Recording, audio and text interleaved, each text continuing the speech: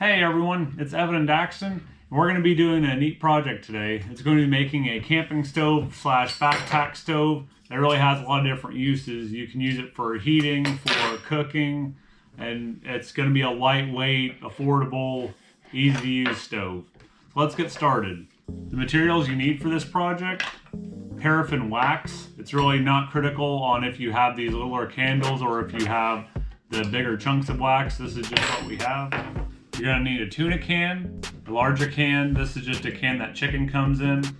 Both of these are just cleaned and rinsed. You're going to need another steel can. This is like just a green bean or a can that corn comes in.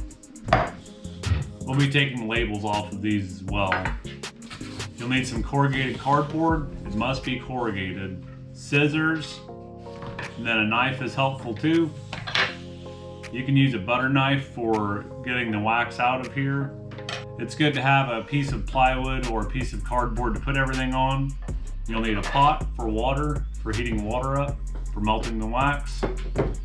A drill is helpful too, although you can do this with a hammer and nail to make holes in this. And then a pair of gloves. So let's get started. First step will be to pop the wax out of here and put all your wax in this can.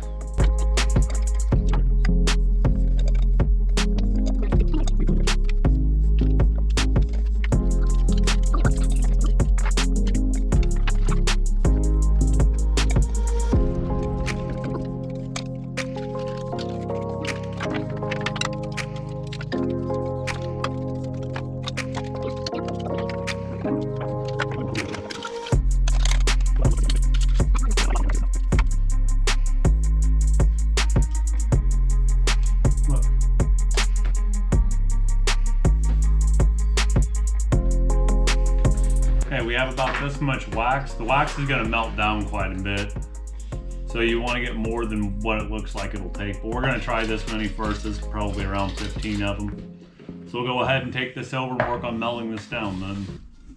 It doesn't take much water, just maybe an inch or an inch and a half of water. What you're going to want to do is get the water boiling, turn it on like a low to medium heat. And then you just want enough water just to melt it, but you don't want too much to where your can starts floating with the wax in it. So we'll go ahead and let that heat up. And in the meantime, we're going to go on to a couple other steps in the project. While we're letting the wax melt, we're going to go ahead and cut the cardboard out. You're going to want the cardboard about the same height as what this smaller can is, the tuna can.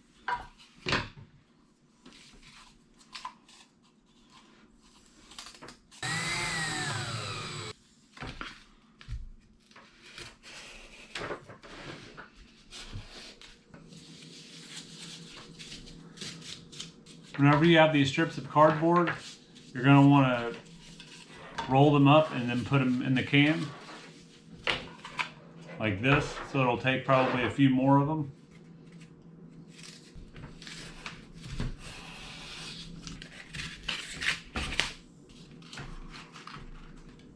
That'll be about perfect. Just try to fill it most of the way up with cardboard, and then we're going to put the wax inside of there when the wax is melted. So for the larger steel can, you're going to want to make quite a few holes on the top here by just drilling down through, and then quite a few holes on the side.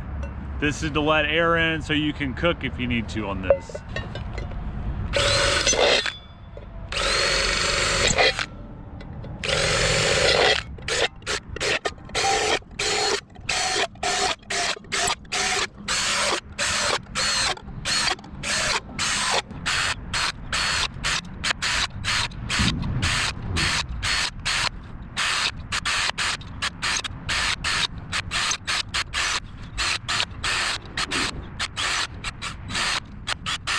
That should be pretty good. That should give you an idea about how many holes you need. You need quite a bit of airflow to be able to go through there. And you can put more holes on top if you want to, but that should be enough to get it going. So now that we're back inside, the wax is already melted. We'll go ahead and turn the water off. You can see in there it's all liquid. That's just all the metal that floated to the bottom that was in the candles. So as you can see, this is all liquid wax. That's what we're wanting to see. When the water turned off, we'll go ahead and pour it soon. This is the part where you really have to have gloves because the can's going to be very hot now. So now we're ready to pour our wax in. This project in general is a good project to do with children, but please be sure to have them back whenever you have the hot wax around. You definitely don't want to be burned by that. We're going to go ahead and start by pouring the wax in.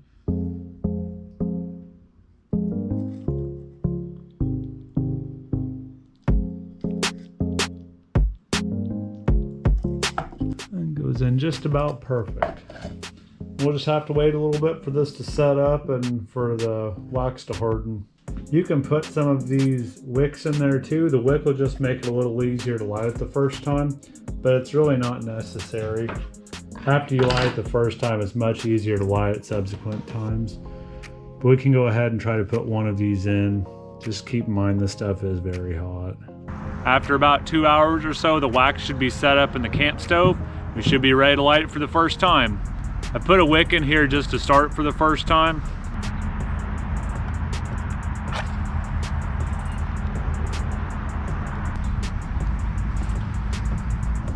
Starting the camp stove for the first time is going to be the hardest. It'll be a lot easier to start at subsequent times. What happens is that the wax gets all on the cardboard whenever you pour it in. Then the wax has to burn off of the cardboard before it burns right. So now you see it starting to burn more of the cardboard. And the flame will keep on getting bigger and bigger until it's on all of the cardboard. After the camp stove is burned for a few minutes the first time, then you should be able to put the top of it on, and then you can cook on top of this. The action will show putting it on. Yep. So now the fire comes up through there, the flames can come up some. This simple camping stove will provide you with hours of heat for either just warming up or cooking. It's easy to make. Let me know in the comments if you have any questions on how to make this, and I'll try to get them answered along with anything else like this. We hope you guys enjoyed this video today. There's going to be more content like this to come. If you liked the video, please give us a thumbs up. Please consider subscribing. We'll see you next time. Ah. You just wanted to fight. Ah. That was a total fail.